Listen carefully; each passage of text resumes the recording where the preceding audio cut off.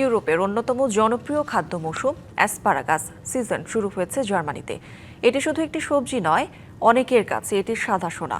মাঠে নেমেছেন কৃষকরা, শুরু হয়েছে জমজমার উৎসব। দীর্ঘ শীতের পরে অবশেষে উষ্ণতার ছোঁয়া। জার্মানির মাঠে মাঠে শুরু হয়েছে সাদা অ্যাসপারাগাস তোলার ধুম। এপ্রিলের শুরু থেকে জুনের মাঝামাঝি পর্যন্ত চলা এই মৌসুমকে ঘিরে তৈরি হয় এক বিশেষ উৎসবমুখর পরিবেশ।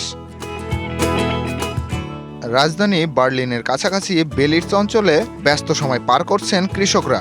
মাটি থেকে বের করে আনা হচ্ছে সাদা অ্যাসপারাগাস, যাকে জার্মানিতে বলা হয় হোয়াইট গোল্ড বা সাদা সোনা।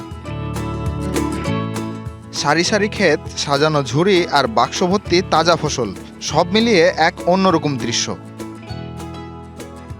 এবারের মৌসুম নিয়ে আশাবাদী কৃষকরা, কারণ দীর্ঘ শীত ফসলটি বৃদ্ধিতে সহায়ক হয়েছে।